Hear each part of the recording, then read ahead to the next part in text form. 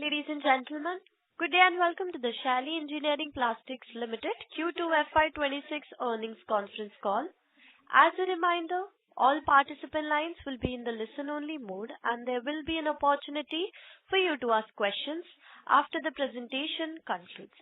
Should you need assistance during the conference call, please signal an operator by pressing star then zero on your touchtone phone. Please note that this conference is being recorded. I would now like to hand the conference over to Mr. Amit Sanghvi. Thank you, and over to you, sir. Thank you very much. Good evening and a very warm welcome to all the participants to the Q2 and FY26 investor call. I have with me Sanjay Shah, Chief Strategy Officer, and SGA, our Investor Relations Advisors. I hope you've had a look at our investor presentation that is uploaded on our website as well as the stock exchange. Let me start by giving some highlights on the operational performance and the business performance in the quarter gone by. In Q2 FY26, we have delivered strong revenue growth of 34% to 257 crores on a year-on-year basis, with EBITDA margins expanding by over 1,000 basis points to 31.8%. The growth is attributable to improved traction in our healthcare segment, which showed a growth of 163% on a year-on-year basis to rupees 98.6 crores. The healthcare segment's contribution to the overall revenue mix has doubled to 38% now. Let me give you a short brief on the overall business updates for Q2 FY26. Starting with the healthcare segment, the company actively engaged in global industry platforms, exhibiting at CPHI Worldwide in Frankfurt, PDA Europe in Vienna, and PODD in Boston, where it conducted over 130 meetings with multiple customers. The quarter also marked the launch of our next generation GLP-1 device known as the Shaily Axiom Max. It's a fixed dose pen with no priming required, low dose force, as well as a dose counter, further strengthening the company's device portfolio. In addition, the company also signed 4 new projects with customers across GLP-1 and other therapies. As part of its ongoing capacity expansion, 19 new machines have been installed at manufacturing facility during Q2 FY26. We're in the process of increasing capacities from 40 million pens to 80 million pens by the end of FY26 to cater to increasing demand, and are investing approximately 125 crores for the same in FY26. Looking forward, we expect healthcare segment to grow at over 30 to 40% annually for the next few years. Coming to the consumer segment, we've been awarded 5 new projects from 3 different marquee home furnishings customers, further strengthening our presence in the consumer segment and reinforcing long-standing customer relationships. In the industrial segment, we've been awarded 1 new project from an automotive major during the last quarter. Lastly, on the consumer electronics front, as mentioned earlier on previous earnings calls, we are working on a few products and we expect revenues to begin for this segment in H2 of this year itself. So that is all from my side. I shall now hand over the call to Sanjay to give you the operating and financial highlights. Thank you very much. Over to you, Sanjay. Thank you, Amit. Good evening, everyone. I shall share with you the highlights of our operational and financial performance of Q2 and H1 FY26, following which we will be happy to respond to your queries. During the process, we processed 6,652 tons of polymers against 6,186 tons in Q2 FY25, a growth of 7.5%. For the half-year period, we processed 13,668 tons of polymers as against 12,088 tons in H1 FY25, growth of 13.1%. Machine utilization rate stands at about 48% in both Q2 FY26 and H1 FY26. We expect this to increase going forward. Exports during Q2 FY26 and H1 FY26 stood at 68% and 72% respectively of total revenue. I shall now brief you on the consolidated result highlights for Q2 FY26. Revenue stood at 257 crores as compared to rupees 192 crores during Q2 FY25, a growth of 34% year-on-year. EBITDA has doubled to rupees 82 crores as compared to rupees 41 crores during Q2 FY25. EBITDA margin stood at 31.8%, an increase of 1,030 basis points over Q2 FY25. PAT stood at 51 crores as compared to rupees 22 crores during Q2 FY25, a growth of 134% year-on-year. PAT margin stood at 20%, an increase of 860 bps over Q2 FY25.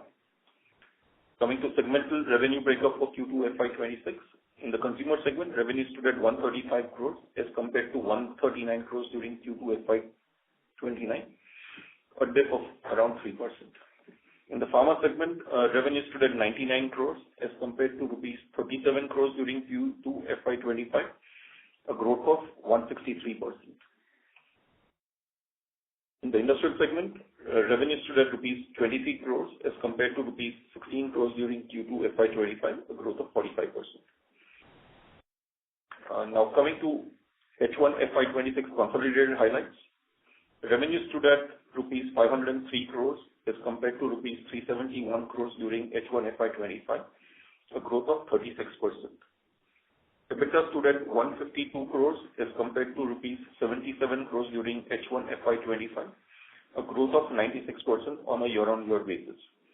EBITDA margins stood at 30.2%, an increase of 930 bps over H1 FY25. PAT stood at rupees 92 crores as compared to rupees 39 crores during H1 FY25, a growth of 135% on year-on-year basis. PAT margins stood at 18.4%, an increase of 780 bps over H1 FY25. Cash PAT for H1 FY26 was reported at rupees 116 crores as compared to rupees 60 crores during H1 FY25, a growth of 94%. Our ROCE and ROE stood at 42.3% and 32.7% respectively as on 30th September 2025. The growth in business has been achieved with disciplined use of capital. Our debt to equity stands at 0.3x, and our fixed asset turnover ratio stands at 2x as on 30th September 2025. Coming to segmental revenue breakup for H1 FY26. In the consumer segment, revenue stood at rupees 286 crores as compared to rupees 271 crores during H1 FY25, a growth of 6%. In pharma segment, revenue stood at rupees 176 crores as compared to rupees 65 crores during H1 FY25, a growth of 171%. In industrial segment, revenue stood at rupees 41 crores as compared to rupees 35 crores during H1 FY25, a growth of 17%. The Board of Directors of the company have approved grant of 94,500 stock options to eligible employees of the company under the Shaily Employee Stock Option Plan. This reflects the company's continued commitment to recognizing and rewarding employee contribution while also aligning the interests of employees with long-term shareholder value creation. That is all from our side. Now we can open the floor for Q&A. Thank you. Thank you very much. We will now begin the question and answer session. Anyone who wishes to ask a question may press star and 1 on their touchtone telephone. If you wish to remove yourself from the question queue, you may press star and 2. Participants are requested to use handsets while asking a question. Ladies and gentlemen, we will wait for a moment while the question queue assembles.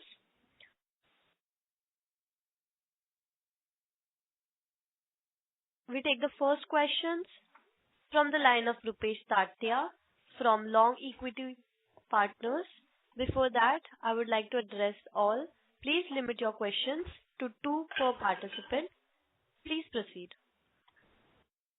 Yeah, thank you. Thank you for the opportunity and congratulations on fantastic set of results. My question is, sir, recently Dr. Reddy's got notice of non-compliance for their ANDA for semaglutide in Canada. I mean, without going into whether they are your customer or not, I mean, I'm not sure. Do you and I think Dr. Reddy was one of the very early filers of semaglutide in Canada. So without going into whether they are our customer or not, do you feel that the Canadian launch now is pushed forward from, let's say, January 26 to maybe April 26 or even later? Is that how, I mean, any comment on that? Look, I think, our customers are the closest to the authorities in terms of understanding what's really happening at the moment. But having said that, I have two comments. One is that Shaily as a company, and a strategy has onboarded a majority of the generics for their GLP-1, especially semaglutide, which means if a particular customer, does launches on time or not, someone's going to launch and hoping that we are with them when they launch. So I think our risk is fairly covered from that perspective. Now again, we're not saying Reddy's are our customers on that program or not. What we're saying is that we've done this program with several generic majors who have also, several of them have filed in Canada. So we are hoping that we will still be the beneficiary of that launch. Whether launch gets pushed out, I think January launch was always very difficult, given that patent expiry in India itself is March. So we had always planned our launch program based on a March launch in Canada. Now, if a customer launches in January, great. We're very, very happy for them and for our partnership. But I think we had always anticipated a March launch. Okay. So given this, I mean, I think I was going through Sandoz on call also, and I think they are also very tentative about Canada approval. So given this industry backdrop, do you feel that whatever budget we had to sell, semaglutide pens in all the markets, do you feel, is there some impact on that, or whatever is our budget, that number still holds? Our budget still holds. So we have started manufacturing and supply, which means, given there's no adverse market condition or health authority conditions, so our budget should still hold. Okay. And any, I mean, I don't remember if you have given a guidance, but what is the guidance for total number of pens and then GLP pens in particular in that for FY26? So, Rupesh, we have not been giving any guidance. As Amit mentioned earlier, majority of the people who have filed in Canada have filed with Shaily's device. So that's where we would leave it there. Okay. Okay. And for this, I think one line of 25 million, I think, was going to come online by Q2. So has that line come online, and how is that line doing in terms of, efficiency and other things?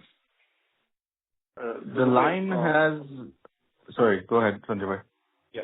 So, Rupesh, on the line also, what Amit had mentioned last time on the call is the line would basically be operational by end of Q3 of FY26. As part of that, we have installed 19 machines, which is what we have announced post the Q2 earnings. Amit, you want to add something? No, I was just going to say I was going to say the same thing. The line will be operational shortly. Yeah. So it's under, there's a process to do before the line becomes fully operational. It will be shortly from now. Okay. And then the final question, sir, is on consumer electronic side, where I mean, any update, progress in terms of product developments, qualification, all that, and can we see some commercial supply? Or let me ask this, can we see some significant commercial supplies? Yeah. I mentioned we'll start commercial supplies in H2 of this financial year. Which means that, of course, we've done development work. And would it become significant next year to our revenue? No. Okay. I'll come back in the queue, sir. Yeah, I have more questions. Yeah. Thank you for answering my questions. Yeah. Thank you. Thank you. Before we proceed with the next question, participants, in order to ensure that the management is able to address questions from all the participants, please limit your questions to 2 per participant. We take the next question from the line of Harsh Shah from JM Financial PMS. Please proceed. Yeah, thanks for the opportunity. Firstly, congratulations on a strong execution. A few questions from my side.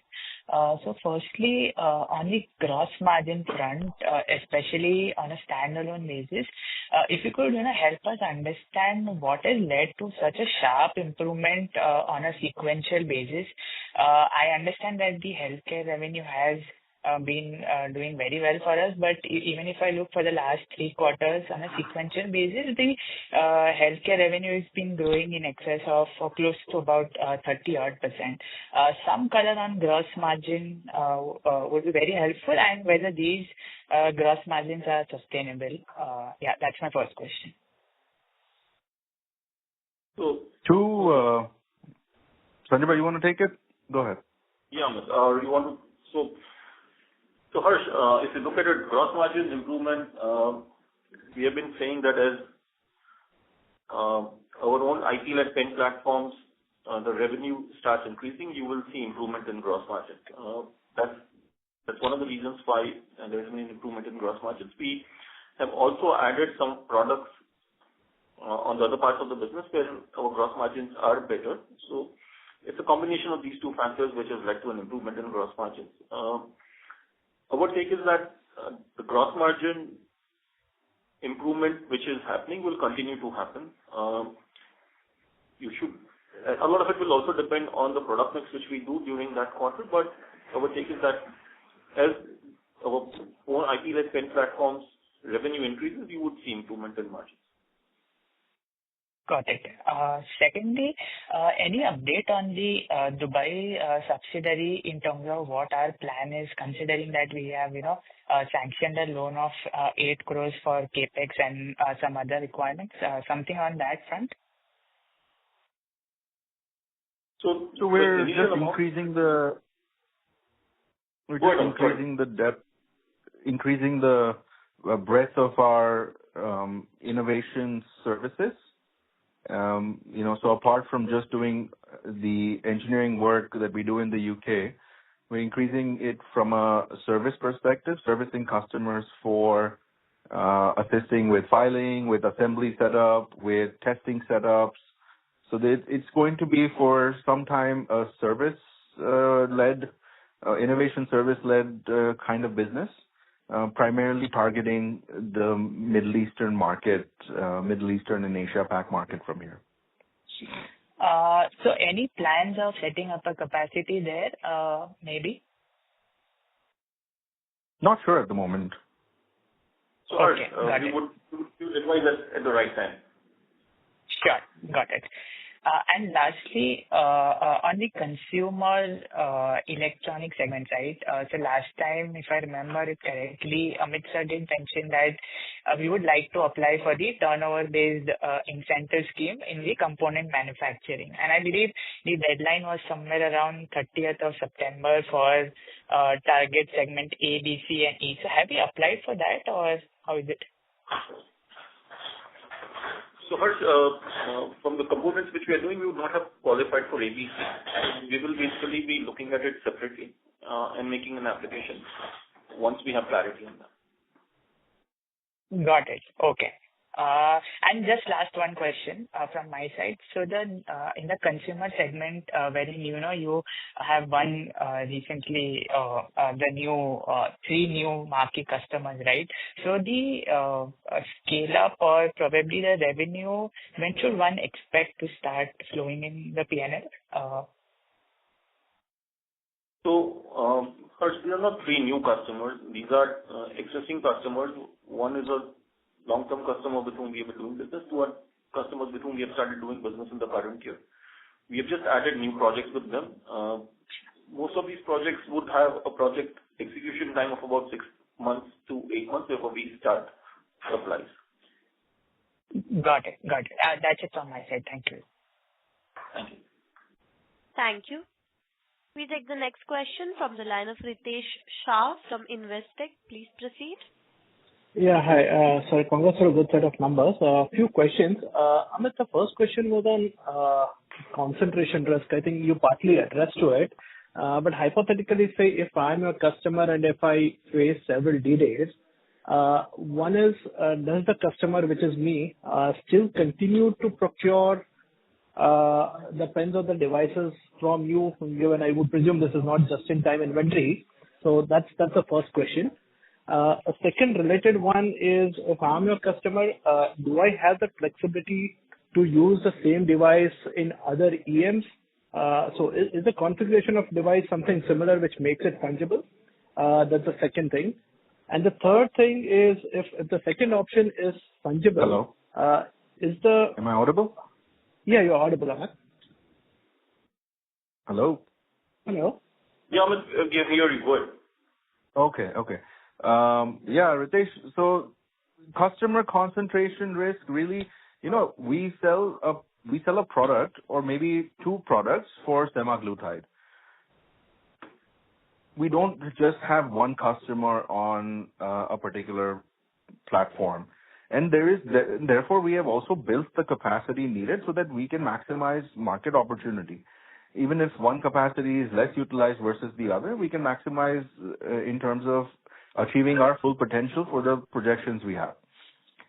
I really don't see a very significant risk, and plus our contracts would also be covered with committed volumes. If not committed volumes, there would be a sort of a pay process, right? So take or pay. Now, not that we don't want to support our customers. We're in their time of need, we are very happy to extend support, but it has to be reasonable support.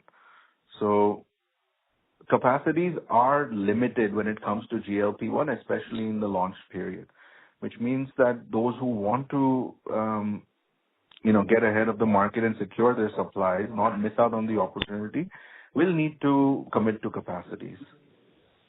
Right. And have committed to capacities. So right.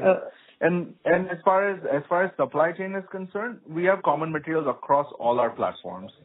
So diverting one material to another platform is very easy to do. Yep. So, and just wanted to understand, so hypothetically, if there are any regulatory delays which are there, does Shaily's dispatches get impacted, or is it the customer is okay to stock it, given eventually the demand will be there? That's too detailed a question. I mean, it depends on the scenario. If a customer is going to get delayed by 12 months or 14 months, then, they have the issue of...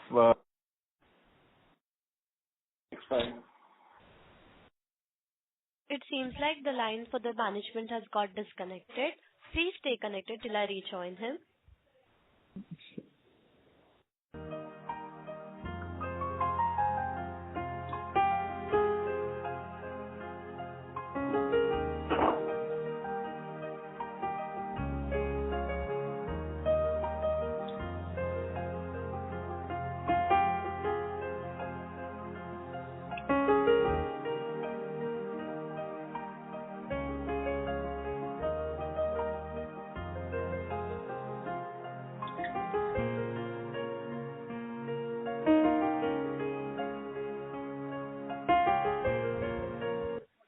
Thank you for waiting patiently. The management's line has been connected.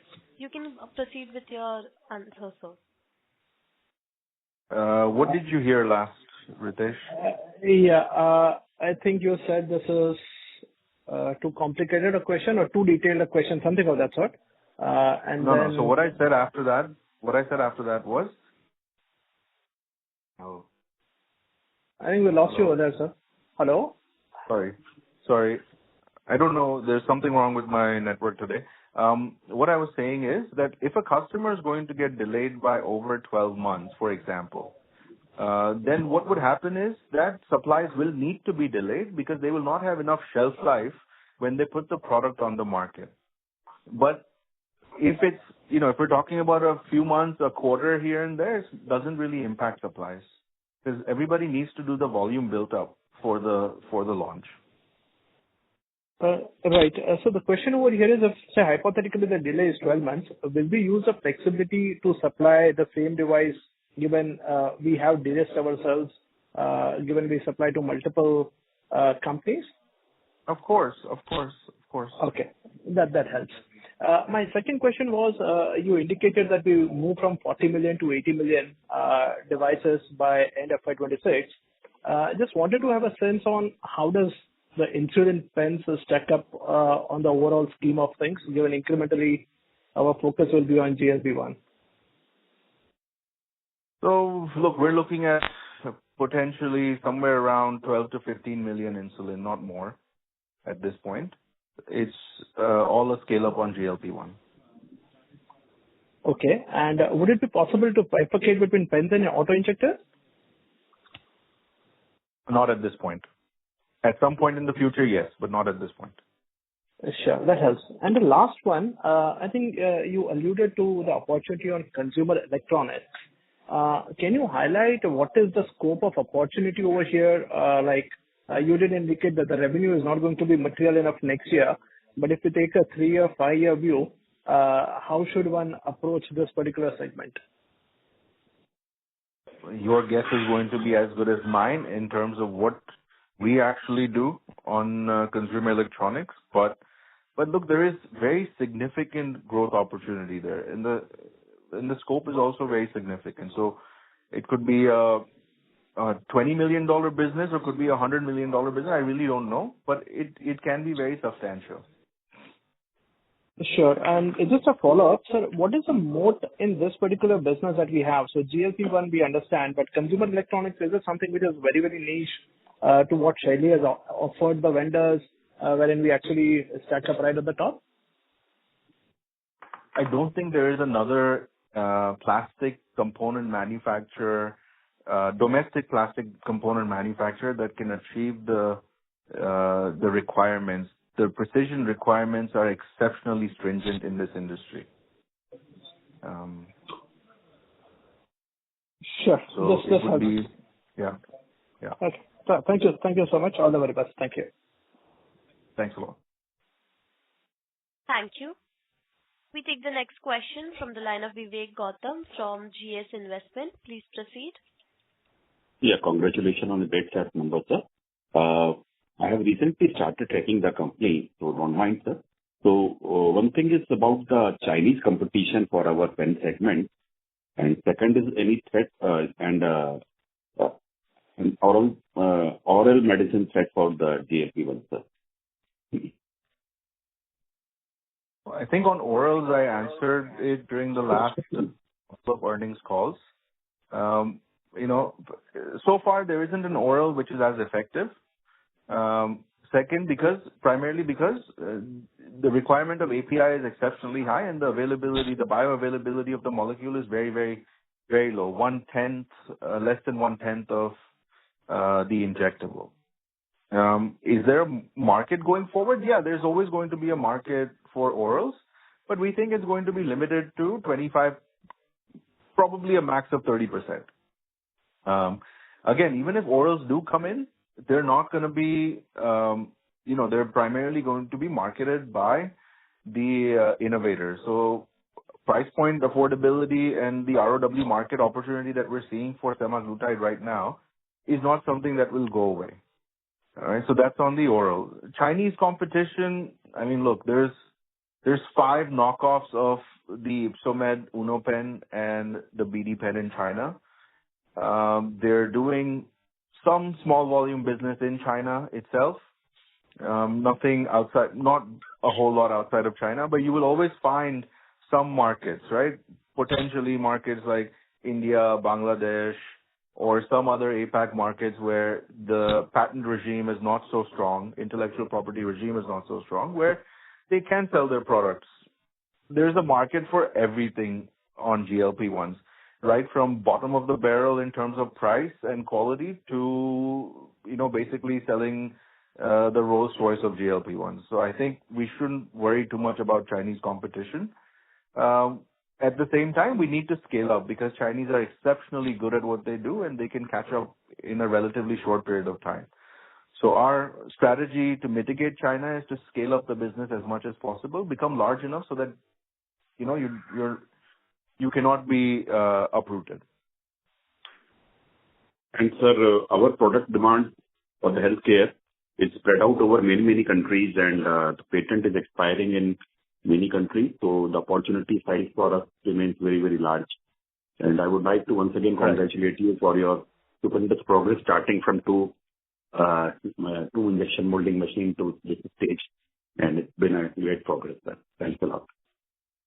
Thank you very much. I'll pass on that message to my father. Thank you. Thank you. Thank you. We take the next question from the line of Anand Jain, an individual investor. Please proceed. Thanks for the opportunity and congratulations on a great set of numbers. Amit, my first question is on what are our Middle East plans? Because from what I understand is the regulations there say that if you have to sell in Middle East, you have to set up factories over there. So can you just answer this? Like what are we planning to do in the Middle East?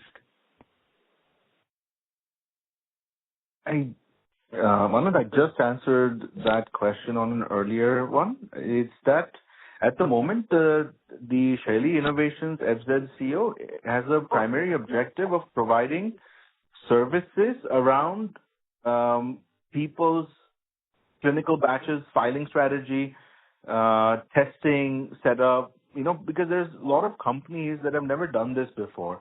So, assistance and service around assembly setup, how to do the final assembly, how to get the cartridge filling right, how to do testing of the pen or the final product for batch release. So these are the services we are going to provide out of Shaily Innovations FZCO. Primarily to start with, we will also do some design work or R&D work in the future, but this is what we're doing to start with, particularly focused on Asia Pac, South Asia, and Middle East market. So we don't have plans for setting up any factories and doing large capex there in Middle East, Abu Dhabi, Dubai, anywhere. As and when we have plans and something is concrete, we will be informing the market. Great. Second question is on the consumer business. What we are seeing is it's stagnant, and is it because of the tariffs, or do we expect growth for this year in this business? So Anand, good afternoon. If you look at H1, the consumer business has grown, and I think on an overall basis, you will see growth on the consumer business. We have said this in the past also that there will be varying growth numbers across different segments of the business, with the pharma business growing at the fastest, and then industrial and the consumer, because the base of the consumer business is pretty large. So that's what we would look at. Currently, we have not seen much impact of tariffs because the tariffs came in, I believe, sometimes in September, end of September, sort of a thing.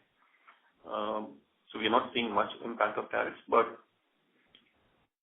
how will things pan out is something which we do not know right now in terms of how it will look in the future. Okay. One question on the consumer electronic side is, what we are seeing generally is that most of the companies who plan capex on the consumer electronic side, the large vendors actually expect them to do capex in and around, let's say, Bangalore, Hosur, that belt. So are we planning a capex in that area, and how significant could be? And also anything on the product approval and capex plans for this? So Anand, I think on the consumer electronics also, when we have something more definitive to share on our capex plans, we will certainly inform the exchange. But essentially, you're right that, for sizable business opportunity, capacity will need to be created somewhere in the region where this business actually exists. Okay, great. Last question from my end. One is, you said that, we are partners with most of the players in Canada. So, what I see is there are 6 players who are registered in Canada. So, are we partners with 4 or 5 of them? Is that like? I'd say we are partnered with 50 to 60%. Okay. Last question, just last question. Any new industries that we are targeting in the next 1 or 2 years? Is there anything interesting we are doing in any other industries, which is as high tech as what we have been doing in the consumer electronics side? I think we mentioned semiconductors last time on the last call. So we are building a strategy around the semiconductor business and where Shaily can participate with what specific products. And, some discussions are slightly more advanced, some are slightly more nascent. But again, as and when we have more to report, we will. We have identified the products here in semicon industry. I would assume we have, right? Some products we have, yes. Okay, great. Thank you. Thanks, Amit, and all the best. Thank you very much. Thank you. We take the next question from the line of Vishal Manchanda from Systematics. Please proceed.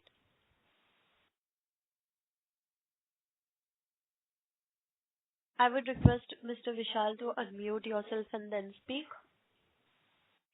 Yes. Sorry, I was on mute. My question is, with respect to EBITDA margins, can we expect them to sustain at similar levels in FY27? I believe so. And, I would go as much as saying that, look, if our healthcare business is scaling and becomes a bigger part of the overall revenue, then the potential is to increase, certainly to increase. Okay. On the healthcare business, if you could share how many players you would have partnered for pen, just the number of players you would have partnered with. Just on GLP-1s, we would have close to 24 partners, if I'm not mistaken. Okay. That's it. And the extended partnership, because our partners also have partners, right? Multiple partners. So the extended partnership would be very, very, very, very significant. Yeah, I got it. So basically, an Indian company having a partner abroad in a different territory. Yeah, Indian company, European company, American company, all have multiple partners, Got it. And with respect to the consumer electronic business, if you could share some color on when the commercial revenues can begin and what would be the initial capex you would look to do here? Too soon. I mean, we will start supplies in the second half, which is between now and March. Now, what's the revenue? We don't know. But it's not going to be a very significant number. I can tell you that. Okay. And so existing, you don't need to do any incremental capex for this business. It will be done out of the small marginal capex.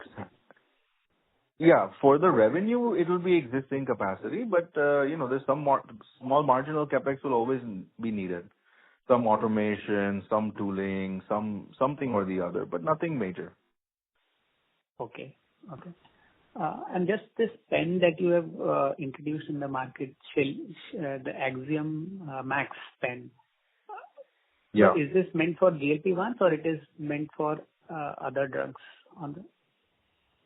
No, our primary target is next-gen GLP-1s with innovators in mind. I would urge all of our investors to, go on to LinkedIn and see the posts of the Axiom Max.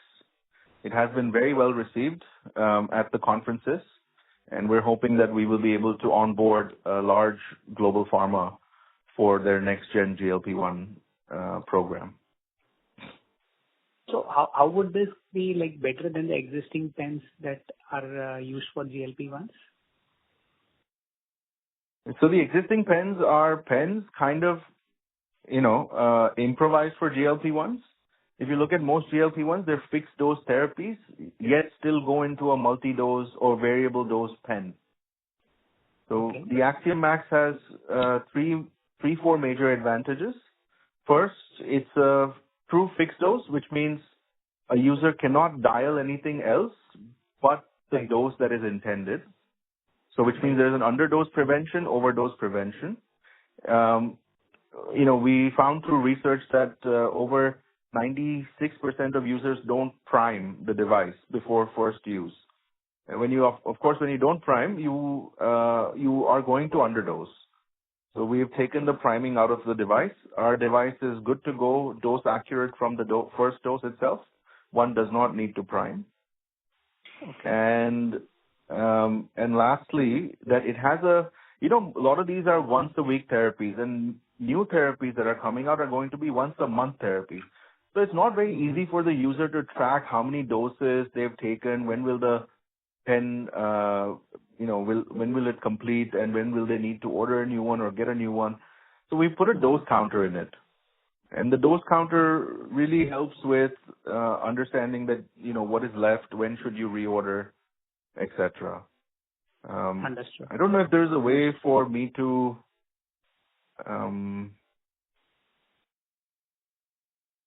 post the course people. Is there a way to post the link somewhere? No. Hello, sir. Yes. We'll share the link by yes, sir. Okay. on our website. Right. We'll share the link on our website. Okay, great. All right. Okay.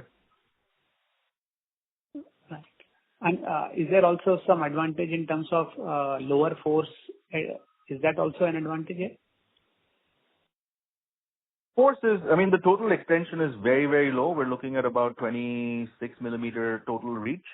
So if you consider, let's take one of our competitor devices, and semaglutide as an example, then most of our competitor devices will be dialed up to something between a 42 and a 50 millimeters in terms of length. So it's a very tedious process to actually inject it.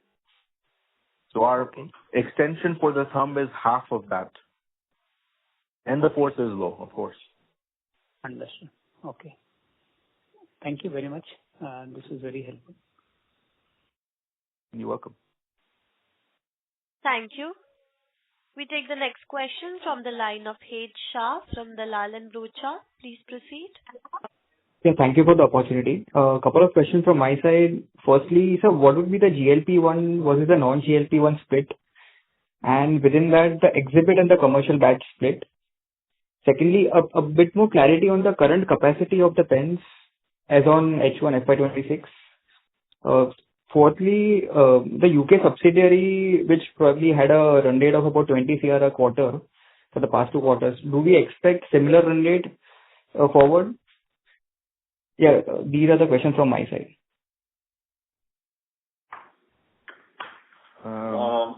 So, I think we don't give the split between GLP-1s, non-GLP-1s, or a mix of what we do between exhibit batches and commercial supplies. So, it's difficult for us to give that. Okay. The capacity, I think Amit also mentioned in his initial part of the speech when he started the call that our current capacities are around 40 million and we are expanding it to 80 million. So the expanded capacity, part of the expanded capacity is coming on stream in quarter 3 and part of it by end of or by first half of quarter 1 FY27. Again, we don't give up any guidance, so it will be difficult for me to tell you what we will be looking at for Shaily UK or Shaily Innovations UK. Okay. And sir, just a rough estimate ballpark number on the run rate. That would be fine. I said that we don't give a guidance, we don't give numbers, so it will not be possible for me to do that. Fine. Sir, and of the 4 projects that have been signed across GLP-1 and other therapies, if you could give a number on how many are for GLP-1? So we've got 2 different molecules for an emergency use. The rest of them are GLP-1s. Okay. And sir, lastly, the Canada commercial batches have started, correct? Yes. Okay, fine. Fine, sir. That's helpful. Yeah. and all the best. Thank you. Thanks. Thank you. We take the next question from the line of Aman from Astute Investment Management. Please proceed. Yeah. Good evening, sir. My first question is on Shaily UK part. So we have added a lot of senior people in our team over the last 6 months to 1 year, and some big consultants also. So could you talk about, say, as of today, how many projects we are doing actively, and what is your vision for this division over the next 2 to 3 years? All right. So look, so far, we've been taking on several projects a year, ranging, from maybe 4 to 5 to peaking at 12, 13 in a year. And this has primarily been with the generic opportunity for GLP-1 and insulin. Going forward, we are looking at increasing the complexity of our innovation, especially drug delivery. So, apart from the next-gen GLP-1 device that we just launched at PDA, we're looking at potentially participating in the insulin delivery using patch pumps. We're looking at some complex drug delivery using our Mira on-body injector. Now, these will become multi-year engagements with the customer. They will not be, they will not follow the generic model where we take on multiple customers on the same platform for the same molecule. These will be, they will tend to be a little bit more exclusive and have a multi-year engagement where our teams are deployed for, really penetrating into the large global pharma innovator molecules kind of business. So that's sort of where the focus is. Will we continue to generate the same type of revenue that we're doing in UK? I am fairly confident that's going to also continue to increase. I don't know if that answers your question. Sure, that helps. So on the recent conferences that you have attended, so you mentioned 130 meetings. I don't know if you even remember, but is there a like-to-like remember for last 1-2 years? I just wanted to understand, has this scaled with we adding a lot more devices, or normally this 130 number is here? And also, were these meetings mostly for our new Axiom Max device, or most of the meetings were still for our, say, generic platforms which we already have? So, because Axiom Max is such a focus area for us, we had 18 meetings for Axiom Max. The rest of them were for our other platforms. Some of our other platforms, like the Neo spring-driven pen, are also devices that are being discussed with innovators. But Axiom Max, of course, had 18 meetings across 3 exhibitions. And this 130 overall meeting, is this a common phenomenon for Shaily, or has that No, increased? No, it's not. Last year in Milan and this year in Frankfurt. Last year we probably did 80 to 90 meetings. This year we did 130. But the number was before that probably half of that. Sure, sir. And my final question is on the generic launches. So one is obviously Canada, but say Brazil, India, Turkey, these big markets are also coming up. So I believe somewhere in Q1, the patents are going off patent. So is there any impact of delay because of delay in Canada, the same authority sharing their files across various geographies? That is number one question. And number two question is, Canada, you talked about 50-60% market share, but say Brazil, Turkey, India, these are other 3 big markets. Roughly, if you have an estimate for market share in these. It's difficult. I know India, I can comment. I think India, we have a fairly dominant position. But I would assume that those who are doing India, Canada, Saudi will be the same folks, along with some regional players in markets like Turkey and Brazil. right? I believe we would still have a single dominant position. So still the single largest supplier of devices, but I don't know if it'll be 50% plus or it'll be 20, 30% or 40%, to be honest. And the first question about timelines for the launch in other market, does it have any impact if, say, Canada delays for everybody, then does it have any No, impact Canada on has no Brazil? impact. No, Canada has no impact on any of the other markets. Sure. That is all from my side. Thank you. Thank you. Thank you. We take the next question from the line of Ankit Gupta from Bamboo Capital. Please proceed. Thanks for the opportunity and congratulations for a great set of numbers and the response we have received from various conferences, including CPHI. Sir, on the breakthrough on the innovator company side, as you are saying, the kind of response Axiom Max has received.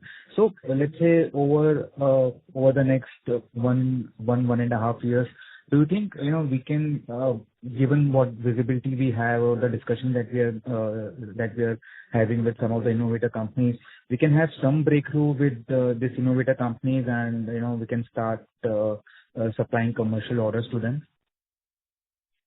No, commercial orders, yeah.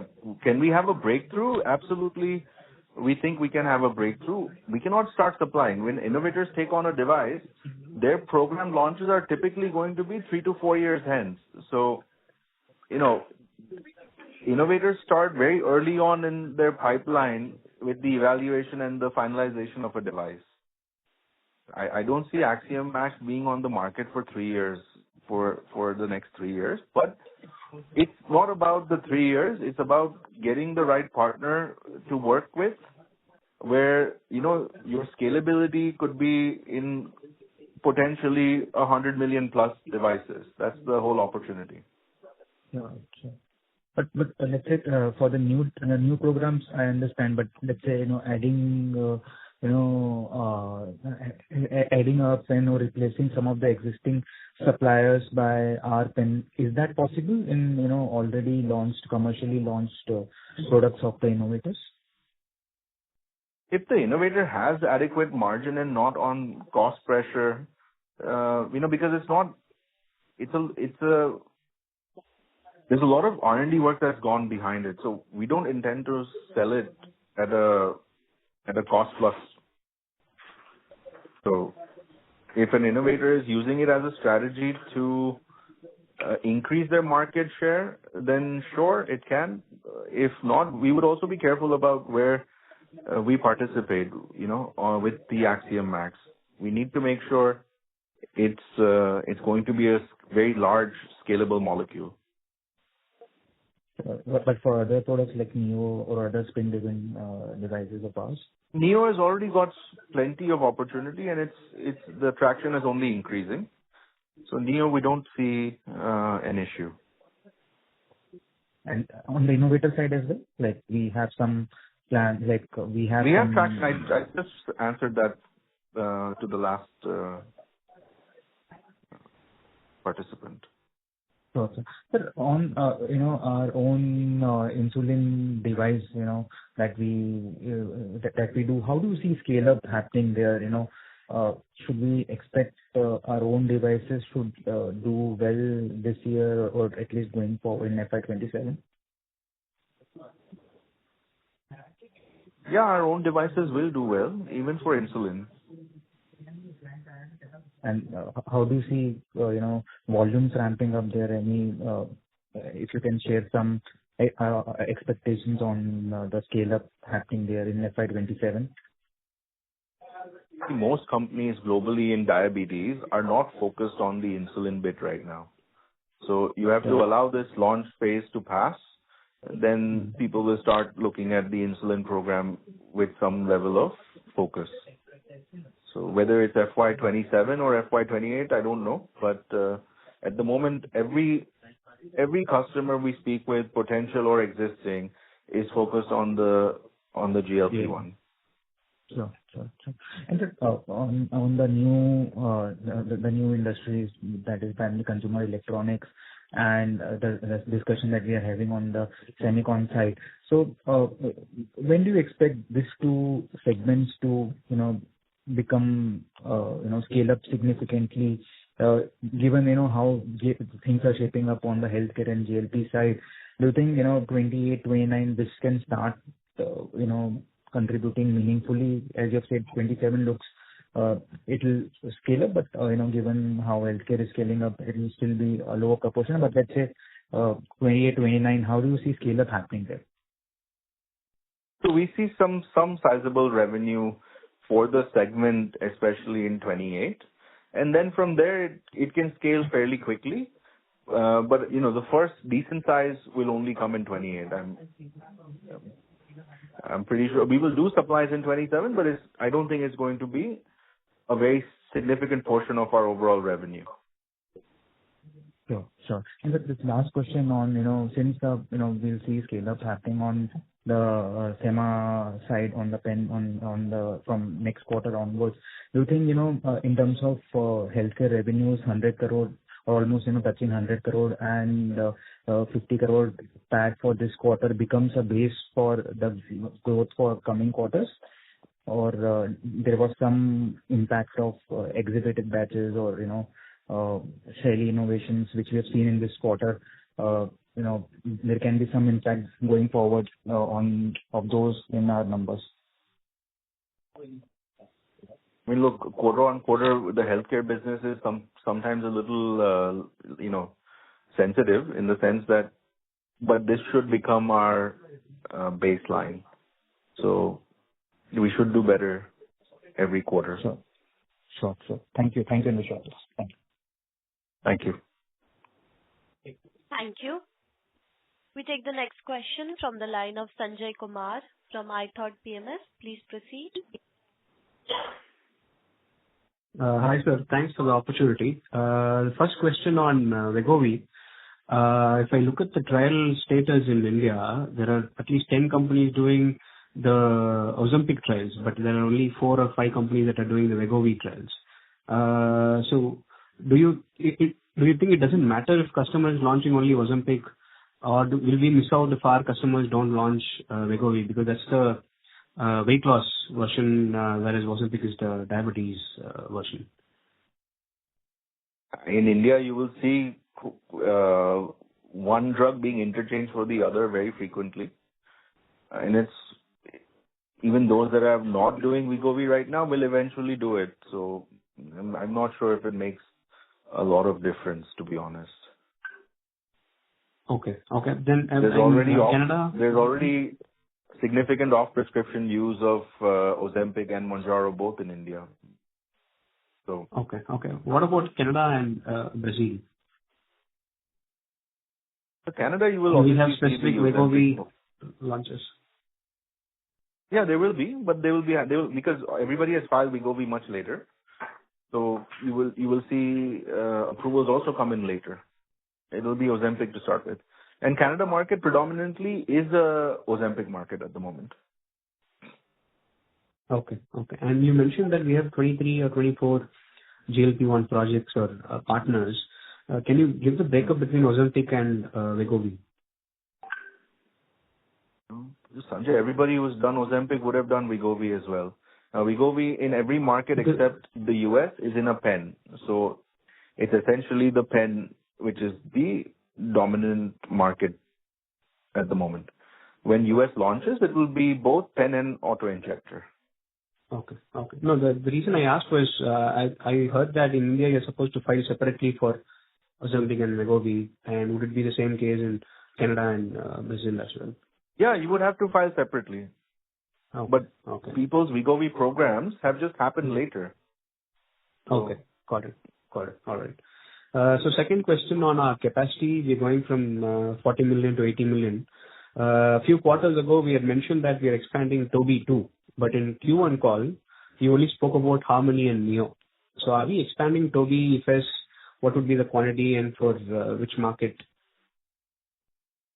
We are expanding Toby, short answer. Quantity not fully developed yet as a projection or business plan, but we are going to add somewhere around 10 million Toby capacity additional. Okay. And this is part of the current capex, or this will come a bit later? No, some of it will come now, some of it will come in 27. Okay. And which market will this be for, sir? All our products, customer take it to different markets, but it will be a global product. So it will go to Europe, it will go to Middle East, it will go primarily at the moment will go to Europe and Middle East. Then we see. Okay. Okay. Next question. So apart from regulatory approval, what other risk do you see? Say something not in our control, like say assembly of our pens. Have you tested the assembly of our pens at the, let's say, the customer end or the customer's CDMO partner end? Because BD and Ipsomed pens are more established platforms. So the companies making these assembly lines, have they configured it for our platforms? I mean, of course, you have launch coming up, so everybody's doing commercial volumes now. Okay. Okay. Okay. So the only risk that you see is regulatory approvals. Primarily regulatory approvals, and then essentially, how much market share generics take up from the innovator. Okay. Got it. And Axiom Max, just one question on it. So does the dose counters have any patent around it? Is it common available mechanism, or is it unique to us? No, it's unique to us. We have filed all the patents before we launch the device. Oh, okay. Perfect. Okay. All right. And final question, so just an extension to the previous participant's one. So semiconductor or, say, consumer electronics, not near term, but let's say 5 years from now, I don't think they can match healthcare segment, but can they be as big as the IKEA business for us? Again, too soon to tell, right? 5 years, who knows? I mean, Okay. opportunity is there because we see the market, we see the market size, right? So. Yeah. So can you give an estimate on the market size? No, I cannot. Okay. I mean, you look at the combined consumer electronics being sold globally, and then what is being manufactured out of India, and how that will grow. It's a very large opportunity. But what will happen to Shaily in 5 years, I really don't know. Okay. Got it. All right. I think that's it from my side, sir. All the best. Thank you. Thank you very much. Thank you. We take the next question from the line of Kunal Bhatia from Dalal & Broacha Stock Broking Limited. Please proceed. So thank you so much for the opportunity, and congratulations on a great set of numbers. So I know many people have asked you a lot about Canada. Just one question from my side on the same. So you were expecting the commercial launch to happen, say, in the March period. But now, looking at the current situation, what is what's your concern, and what kind of delays do you foresee if they were to happen? I don't foresee, to be honest, a delay. Now, whether March becomes April or February, I really don't know, but I don't foresee a delay. If it's not one, it's the other. Someone's going to launch, someone's going to get approval. And really, in the grand scheme of things, I don't think it makes much of a difference, even if it is out by 2 months. I'm not saying it is. I'm saying even if it is. My understanding is that Health Canada will give, given that if you look at the last 2 years, there haven't been any significant queries. This has recently cropped up, but I think file reviews should be coming to an end. Okay. And so the commercial batches, are they in line with your expectation at this point in time, or they are slower vis-a-vis your expectation in March? We delayed commercial batch manufacturing by a month and a half, but apart from that, everything else is in line with the expectation. Okay. Thank you, sir.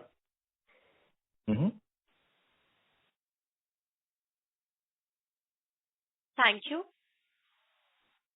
Ladies and gentlemen, due to time constraints, that was the last question for the day, and would now like to hand the conference over to the management for closing comments. Thank you, everyone, for joining the call. We hope that we've been able to answer your questions adequately. For any further information, I request you to get in touch with SGA, our investor relations advisors. Thank you very much, and have a great evening. Thank you. On behalf of Shaily Engineering Plastics Limited, that concludes this conference. Thank you for joining us, and you may now disconnect your line.